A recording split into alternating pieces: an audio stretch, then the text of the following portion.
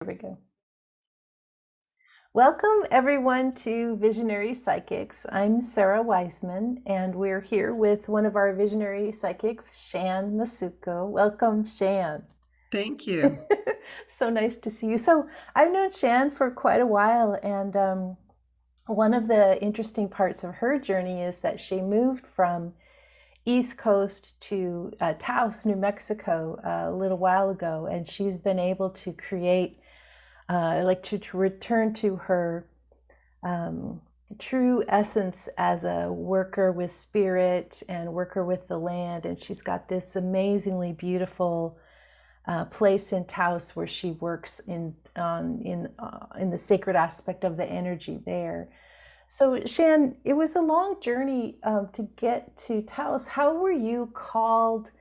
Like, you were called, and tell us a little bit about what that felt like to you, or how you had this knowing that you were uprooting your whole life basically to do this new step. Yeah, well, about 3 years before, you never can put your finger on the exact time that you started getting that urge.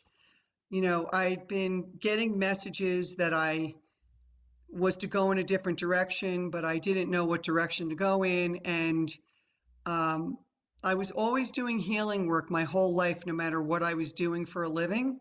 And so I was a hairdresser, so I was healing by the chair, Yes. while I was doing hair. And I think a year or two before I moved, I heard, "Why are you hiding behind the hair?" Mhm. And I was like, "What do you mean I'm working?" But then synchronicities happened, and I started to hear things more dramatically. And then I was grappling with making the decision, because it's a big decision to turn your back or dismantle a business that you've been doing for 35 years. Yeah. But then COVID hit, and I was like, wow, okay, because my thing was, everyone always wants to get their hair done. I never get affected by ups and downs in the market and all that. And so this Right. 3D idea kept me in this business. And then COVID hit, and I had a decision to make. Am I going to thrive, or am I going to, you know, give in to COVID? And so then it was very clear to me that there was the fork in the road, and um, I surrendered to it and said, I'm going to do it. And then everything just started falling into place. All these synchronicities, as to where I was going to live, Hmm. out west. And then I visited, and it was made available to me to visit in the middle of COVID to Taos, New Mexico. And everything just started falling into place. I sold my house in one day. I dismantled my business. My daughter was settled. So it just all worked. And I've never regretted it. I'm really in this. This is an energy vortex, and my abilities have become a lot stronger not being in the chaos or the frenetic energy of the East Coast. Right. Right. Well, and I remember in just kind of tracking along what was going on for you. Like, I almost have never seen anybody do the move as fat. Like, the minute you decided in that fork in the road, the minute you committed, boom, everything just like here's your house, here's your place, here's your and you even did a magical retreat on the land, like very soon after you got, like, you had practically not even unpacked your house, and here you're putting on this retreat. And it Yeah, also felt, yeah, it that feels was like really exciting. you've resonated so much with the land and the spirit activity there, that it's like the vortex, the sacred vortex of this place has been calling you. Like, it's maybe a past life place for you, or do you sense that resonance? Is that how you feel, like this is where I'm supposed to be? Yeah, it's the only thing that can explain, because if you make a move like this, I only know New York and New Jersey. I've never lived anywhere else. I've visited places, but coming here, I always felt at home, and then I sort of saw déjà vu experiences of me Yeah. riding horseback, and I don't ride horses this lifetime. Um, and I just knew places and where they were and how you can, you know, different back roads and different areas of Yeah. Taos that no one told me. And I Hmm. just knew it. So I knew I had a past life here. And I did get a very clear message that I was going to be coming here and working on the land with the indigenous.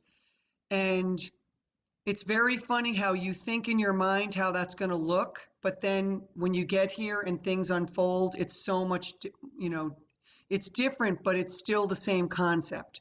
So Yeah. that first retreat was a little scary, but I'm accustomed to putting things together and running a business, so I was able to do it. And then just the people, places, and things fell into place for me to pull that off. And this past month, I just finished my second one.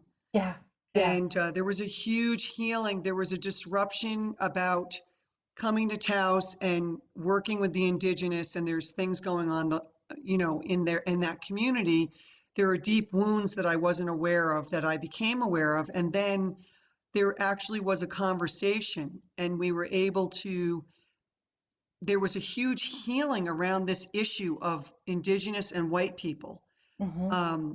And they actually showed up at my retreat, and there was a huge healing ceremony. 3 of the elders and their children came. So, Ah, you know, that's how it showed up. I thought, oh, I'm supposed to be going to the land and sitting and praying and meditating. But, you know, no, it was the conversation and the working through these deep wounds yeah.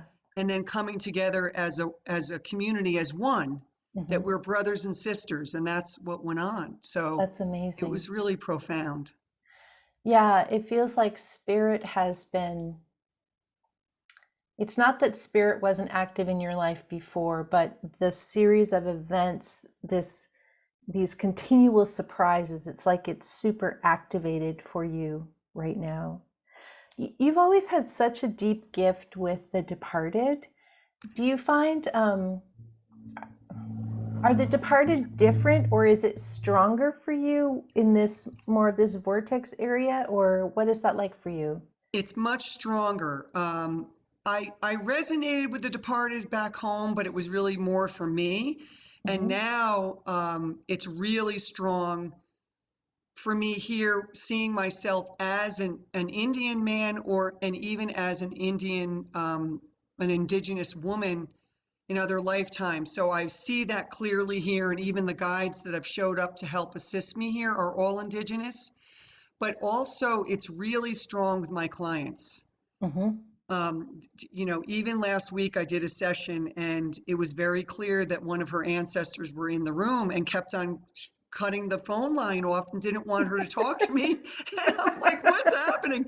So she finally realized and left her apartment, and we were able to finish the conversation. And it was to bring awareness to something that she didn't want to pay attention to, and her ancestor was helping her, you know. Hmm. So Hmm.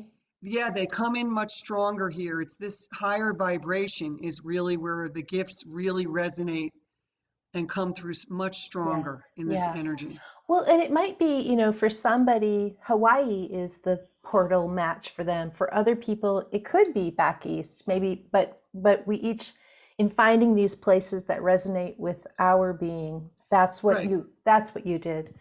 Um, in terms of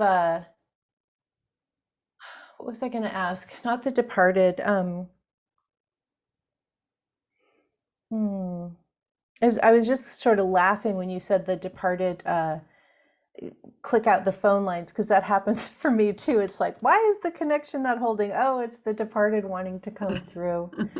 Um, in terms of feeling like the what I would call the elementals of the land, like here where I am in Oregon, there's lots of tree spirit and fairy spirit. And do you notice new spirits, maybe even not of this planet, in this sort of uh, New Mexican, New Mexico area?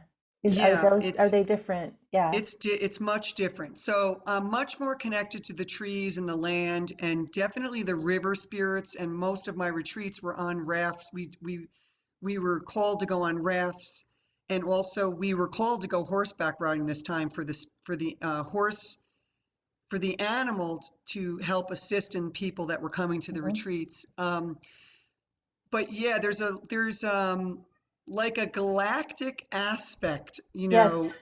really there is. And one of these several months ago, I went outside and I really saw a fleet of like UFOs, and I go, Yeah. oh no, that's not, I'm not really seeing that. Those are Hmm. stars, I still to this day make up excuses that this is not what I'm seeing with my eyes. And then a friend of mine had been working at a restaurant in Taos that night, and she texted me the next morning. She goes, "Did you hear what happened?" And I was like, "What?" She goes, "One minute I'm serving everybody on the patio, and then the next minute all we're doing is looking up." Yeah. And I said, "Why?" She goes, "Did you see the fleet?" Everybody saw Yeah. it, like a lot Yeah. of people saw. Yeah. So it's an awareness that this is actually, they are trying to reach out. Hmm. Hmm. Um, and I've had visions of spaceships, and even during one of your classes in one of Hmm. my timelines, I was like a tour guide on one of these ships That's, showing yeah. Egypt, and I've never been to Egypt. Yeah. So, yeah, there is that aspect here, Yeah. definitely. Yeah. Yeah, that's, I haven't been there, but I can sense that fully. Um, I think it's so interesting. All the people doing this work in the groups that I run, or the people that you work with, or other people doing different systems, but that we bring these different awarenesses. Maybe some people are more mediums, some people are more healers, past lives, clairvoyance, uh, extraterrestrials, uh, nature, spirit. Just kind of that this continues to open and open and open. Um, and now there are more of us. And by us, I mean people that are sensitive to this kind of stuff. And it's so encouraging because all this healing starts to happen. All these, mm, we let go of the myth that we're separate from each other, and we start to connect more fully. And it's this very big evolution for humanity to have this awareness start to come forward. Yeah, Um, I really agree. And from these retreats, I now feel like I found my soul family, and we're yeah. all connecting in these spirit circles because a lot of them are just waking up, and some of us woke up a little earlier. And so we're just helping everybody, Mhm. get strong in their power and to understand that they're not crazy. And so that's the Right. profoundness of the work. And I really am so honored and humbled to do this work. Yeah. Um, it really is service work, and you know, people are being helped. We're all being helped in a really good way. People like yourself that have woken up before and then give us the permission to be who we are and to stand in that. And there's nothing wrong with it, and we're not crazy. Right. Right. Well, it's like the whole world is set up on these linear, rational, patriarchal old systems, and here we've got this wealth of resources, but don't follow in, we're coloring outside the lines here. And Right. uh, that's where a lot of the answers are. It's like we've outgrown the old systems. We're ready to dive into this new stuff.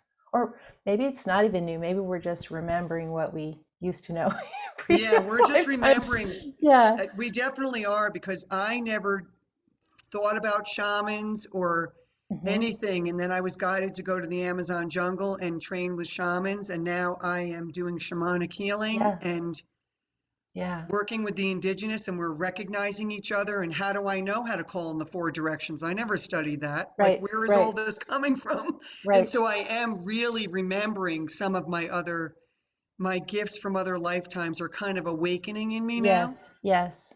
Yeah. Yeah. That's exactly right. Um, I guess, is there anything that you would like to add or talk about, you specifically, like when you're working with someone in a reading, say, not necessarily a healing, but like how do you enter that, or what do you look for? What do you pay attention to in particular for you?